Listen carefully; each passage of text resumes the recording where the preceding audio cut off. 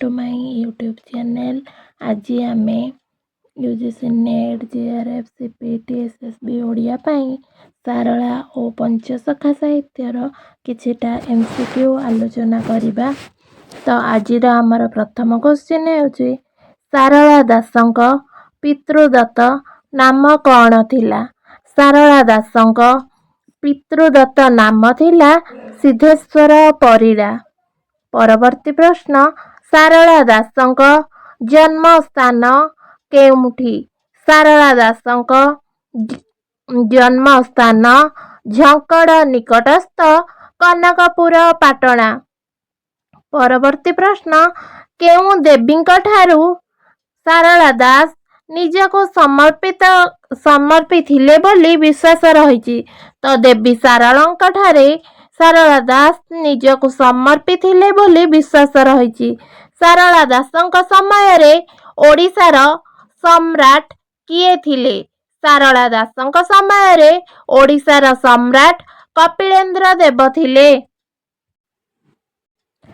पूर्व जन्म रे सारला दास केउ नाम रे परिचित थिले बोली उल्लेख अछि?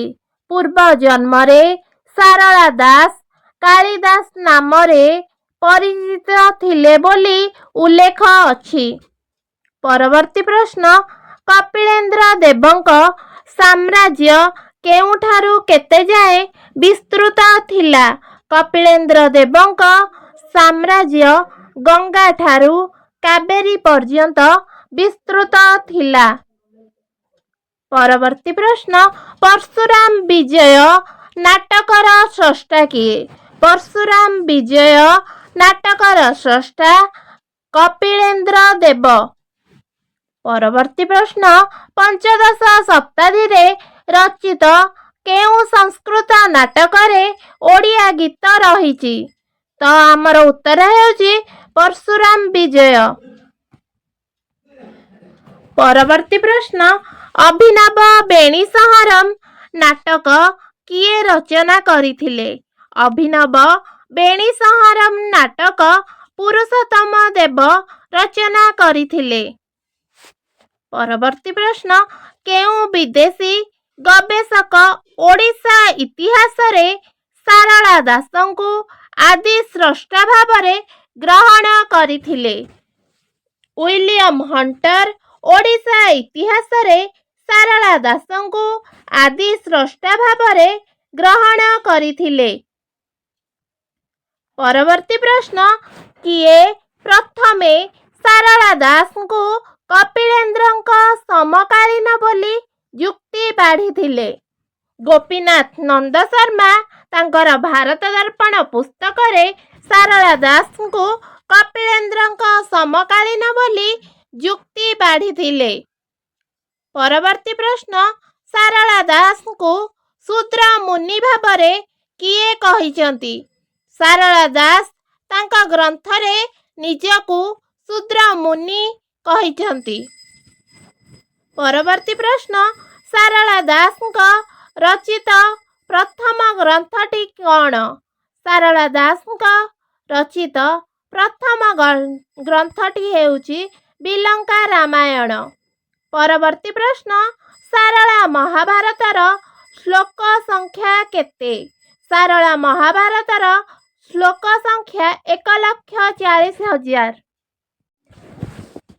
परवर्ती प्रश्न हेउची देवी भागवतर अन्य नाम कौन? देवी भागवतर अन्य नाम चंडी पुराण। चंडी पुराणर स्रष्टा किए? चंडी पुराणर स्रष्टा सारला दास। परवर्ती प्रश्न, जहा नहीं भारते ताहा नहीं मरते एही उक्तिटी केउ ग्रंथ पाई प्रयोज्य? तो एही उक्तिटी सारला महाभारत पाई प्रयोज्य। परवर्ती प्रश्न, पुराणर लक्ष्य कौन? पुराणर लक्ष्य हेउची चतुर्वर्ग फल प्राप्ति।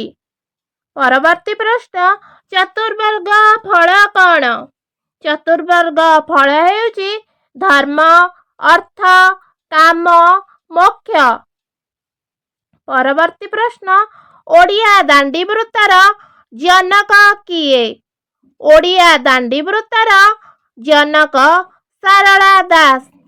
ଦାଣ୍ଡିବୃତ୍ତର ମୂଳ କ'ଣ? ଦାଣ୍ଡିବୃତ୍ତର ମୂଳ ସଂସ୍କୃତ ଦଣ୍ଡକ ବୃତ୍ତ ଓ ପ୍ରାକୃତ ଦିଣ୍ଡବୃତ୍ତ। ପରବର୍ତ୍ତୀ ପ୍ରଶ୍ନ, ଦାଣ୍ଡିବୃତ୍ତର ଅନ୍ୟ ନାମ କ'ଣ? ଦାଣ୍ଡିବୃତ୍ତର ଅନ୍ୟ ନାମ ମୁକ୍ତ ଛାନ୍ଦ। ପରବର୍ତ୍ତୀ ପ୍ରଶ୍ନ, ସାରଳା ମହାଭାରତରେ କେତୋଟି ପର୍ବ ରହିଛି? ସାରଳା ମହାଭାରତରେ 18ଟି ପର୍ବ ରହିଛି। ପରବର୍ତ୍ତୀ ପ୍ରଶ୍ନ, ସାରଳା ମହାଭାରତର କେଉଁ ପର୍ବ ସାରଳା ଦାସଙ୍କ ମୌଳିକ କଳ୍ପନା? ତ ଉତ୍ତର ହେଉଛି ମଧ୍ୟ ପର୍ବ, ଗଦା ପର୍ବ ଏବଂ କାଇଁସିକା ପର୍ବ। ପରବର୍ତ୍ତୀ ପ୍ରଶ୍ନ, ବ୍ୟାସକୃତ ମହାଭାରତରେ କେତେ ଶ୍ଲୋକ ରହିଛି? ବ୍ୟାସକୃତ ମହାଭାରତରେ 1,00,000 ଶ୍ଲୋକ ରହିଛି। ପରବର୍ତ୍ତୀ ପ୍ରଶ୍ନ, ସାରଳା ମହାଭାରତର ପ୍ରତି ପାଦରେ ସର୍ବନିମ୍ନ ଓ ସର୍ବାଧିକ ଅକ୍ଷର ସଂଖ୍ୟା କେତେ? ସାରଳା ମହାଭାରତରେ ପ୍ରତି ପାଦରେ ସର୍ବନିମ୍ନ ଅକ୍ଷର ସଂଖ୍ୟା 9 ଏବଂ ସର୍ବାଧିକ ଅକ୍ଷର ସଂଖ୍ୟା 32। ପରବର୍ତ୍ତୀ ପ୍ରଶ୍ନ, ବିଚିତ୍ର ରାମାୟଣ କାହାର ସୃଷ୍ଟି? ବିଚିତ୍ର ରାମାୟଣ ବିଶ୍ୱନାଥ ଖୁଣ୍ଟିଆଙ୍କର ସୃଷ୍ଟି। ପରବର୍ତ୍ତୀ ପ୍ରଶ୍ନ, ରାଜ୍ୟ କରିବାକୁ ଏବେ ଧର୍ମ ପ୍ରତିପାଳି, ଅଧର୍ମ କଲେ ସହିବ ନାହିଁ ମହିସ୍ଥଳୀ କେଉଁଠାରୁ ଆନୀତ? ତ ଏହା ସାରଳା ମହାଭାରତର ଶାନ୍ତି ପର୍ବରୁ ଆନୀତ। ପରବର୍ତ୍ତୀ ପ୍ରଶ୍ନ, ଶୂଦ୍ର ମୁନିରେ ମୁନି ଶବ୍ଦଟି କେଉଁ ଅର୍ଥରେ ବ୍ୟବହୃତ? ଶୂଦ୍ର ମୁନିରେ ମୁନି ଶବ୍ଦଟି କବି ବା ଶାସ୍ତ୍ରକାର ଅର୍ଥରେ ବ୍ୟବହୃତ। ପରବର୍ତ୍ତୀ ପ୍ରଶ୍ନ, ସାରଳା ଦାସଙ୍କ ସମ୍ଭାବ୍ୟ ସମୟ କେବେ? ସାରଳା ଦାସଙ୍କ ସମ୍ଭାବ୍ୟ ସମୟ ପଞ୍ଚଦଶ ଶତାବ୍ଦୀ। ପରବର୍ତ୍ତୀ ପ୍ରଶ୍ନ, ଖଲ୍ୟକାର ପ୍ରସଙ୍ଗ କେଉଁ ପୁରାଣରେ ରହିଛି? ଖଲ୍ୟକାର ପ୍ରସଙ୍ଗ ସାରଳା ମହାଭାରତରେ ରହିଛି। ପରବର୍ତ୍ତୀ ପ୍ରଶ୍ନ, ସତ୍ୟ ଆମ୍ବ ପ୍ରସଙ୍ଗ କେଉଁ ପର୍ବରେ ରହିଛି? ସତ୍ୟ ଆମ୍ବ ପ୍ରସଙ୍ଗ ବନ ପର୍ବରେ ରହିଛି। ମହାଭାରତର କେଉଁ ଚରିତ୍ର ସନ୍ତାନ ଜନ୍ମ ହେବା କ୍ଷଣି ମାରି ଦେଉଥିଲେ? ମହାଭାରତର ଗଙ୍ଗା ଚରିତ୍ର ସନ୍ତାନ ଜନ୍ମ ହେବା କ୍ଷଣି ମାରି ଦେଉଥିଲେ। ପରବର୍ତ୍ତୀ ପ୍ରଶ୍ନ, କୁନ୍ତୀ ବୋଇଲେ ଭିକ୍ଷାସୀ ଅଟନ୍ତି ମୋ ପୋଏ, ତୋକର୍ମେ ଏହାଙ୍କୁ ତୁହି ପାଇଲୁ ଗୋ ମାଏ କାହା ଉଦ୍ଦେଶ୍ୟରେ କୁହାଯାଇଛି? ତ ଏହା ଦ୍ରୌପଦୀଙ୍କ ଉଦ୍ଦେଶ୍ୟରେ କୁହାଯାଇଛି। ପରବର୍ତ୍ତୀ ପ୍ରଶ୍ନ, କ୍ଷୁଧାତୁର ବ୍ରାହ୍ମଣ କେଉଁ ଋତୁରେ ଆମ୍ବ ଖାଇବା ପାଇଁ ପାଣ୍ଡବମାନଙ୍କୁ ମାଗିଛନ୍ତି? କ୍ଷୁଧାତୁର ବ୍ରାହ୍ମଣ ଶରତ ଋତୁରେ ଆମ୍ବ ଖାଇବା ପାଇଁ ପାଣ୍ଡବମାନଙ୍କୁ ମାଗିଛନ୍ତି। ପରବର୍ତ୍ତୀ ପ୍ରଶ୍ନ, ଶୂନ୍ୟକୁ କେତେ ଭାଗରେ ବିଭକ୍ତ କରାଯାଇଛି? ଶୂନ୍ୟକୁ 4 ଭାଗରେ ବିଭକ୍ତ କରାଯାଇଛି, ଯଥା ଶୂନ୍ୟ, ଅତିଶୂନ୍ୟ, ମହାଶୂନ୍ୟ, ତୁରୀୟାନନ୍ଦ ବା ନିର୍ବାଣ। ପରବର୍ତ୍ତୀ ପ୍ରଶ୍ନ, ବିଷ୍ଣୁ ଗର୍ଭ ପୁରାଣ ଓ ନିର୍ଗୁଣ ମାହାତ୍ମ୍ୟ କାହାର ସୃଷ୍ଟି? ବିଷ୍ଣୁ ଗର୍ଭ ପୁରାଣ ଓ ନିର୍ଗୁଣ ମାହାତ୍ମ୍ୟ କବି ଚୈତନ୍ୟ ଦାସଙ୍କର ସୃଷ୍ଟି। ପରବର୍ତ୍ତୀ ପ୍ରଶ୍ନ, ଭକ୍ତି କେତେ ପ୍ରକାରର? ଭକ୍ତି 4 ପ୍ରକାରର, ଯଥା ଜ୍ଞାନ ଭକ୍ତି, ପ୍ରେମ ଭକ୍ତି, ସାଧନା ଭକ୍ତି ଏବଂ ଭାବ ଭକ୍ତି। ପରବର୍ତ୍ତୀ ପ୍ରଶ୍ନ, କେଉଁ ଭକ୍ତିକୁ ଶ୍ରେଷ୍ଠ ଭକ୍ତି ବୋଲି କୁହାଯାଉଛି? ତ ଆମର ପ୍ରେମ ଭକ୍ତିକୁ ଶ୍ରେଷ୍ଠ ଭକ୍ତି ବୋଲି କୁହାଯାଇଛି। ପରବର୍ତ୍ତୀ ପ୍ରଶ୍ନ, ଶଙ୍କରାଚାର୍ଯ୍ୟ କେଉଁ ମଠ ସ୍ଥାପନା କରିଥିଲେ। ଶଙ୍କରାଚାର୍ଯ୍ୟ ଗୋବର୍ଦ୍ଧନ ମଠ ବା ଭୋଗବର୍ଦ୍ଧନ ମଠ ସ୍ଥାପନା କରିଥିଲେ। ପରବର୍ତ୍ତୀ ପ୍ରଶ୍ନ, ଶ୍ରୀ ସମ୍ପ୍ରଦାୟର ପ୍ରଚାରକ କିଏ? ଶ୍ରୀ ସମ୍ପ୍ରଦାୟର ପ୍ରଚାରକ ରାମାନୁଜ। ରାମାନୁଜଙ୍କ ଦ୍ୱାରା ପ୍ରତିଷ୍ଠିତ ହୋଇଥିବା ଦୁଇ ମଠର ନାମ କ'ଣ? ରାମାନୁଜଙ୍କ ଦ୍ୱାରା ପ୍ରତିଷ୍ଠିତ ହୋଇଥିବା ଦୁଇ ମଠର ନାମ ରାମାନୁଜ ମଠ ଓ ଏମାର ମଠ।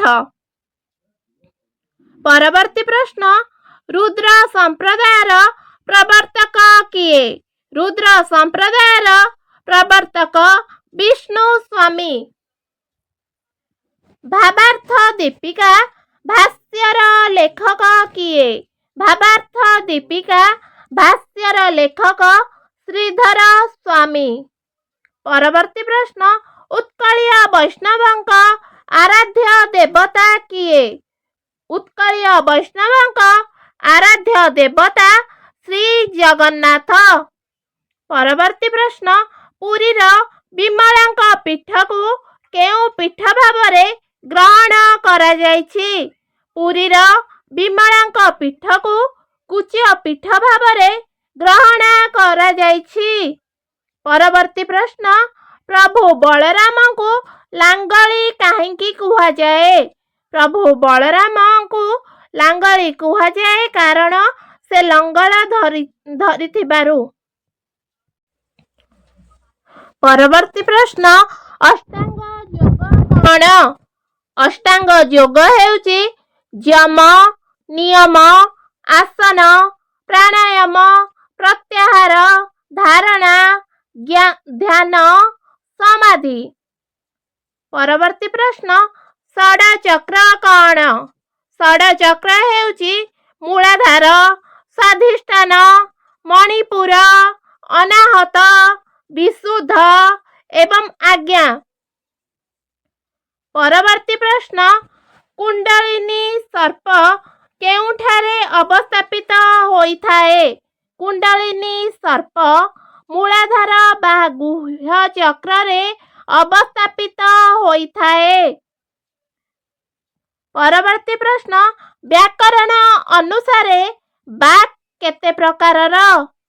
ବ୍ୟାକରଣ ଅନୁସାରେ ବାକ୍ ହେଉଛି 4 ପ୍ରକାରର, ଯଥା ପରା, ପଶ୍ୟନ୍ତି, ମଧ୍ୟମା, ବୈଖରୀ। ପରବର୍ତ୍ତୀ ପ୍ରଶ୍ନ, ଇଳା ପିଙ୍ଗଳା ନାଡ଼ି ଦୁଇଟି ଅନ୍ୟ କେଉଁ ନାମରେ ପରିଚିତ? ଇଳା ପିଙ୍ଗଳା ନାଡ଼ି ଦୁଇଟି ଗଙ୍ଗା ଏବଂ ଯମୁନା ନାମରେ ପରିଚିତ। କେଉଁ ତତ୍ତ୍ୱ ଅନୁସାରେ ଶରୀର ହିଁ ବିଶ୍ୱର ପ୍ରତୀକ?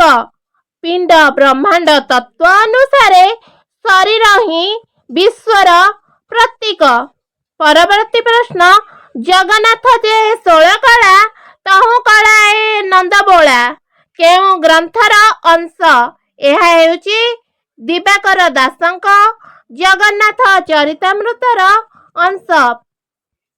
ପରବର୍ତ୍ତୀ ପ୍ରଶ୍ନ, ଉତ୍କଳୀୟ ବୈଷ୍ଣବମାନେ କେଉଁ ମନ୍ତ୍ରର ଉପାସକ?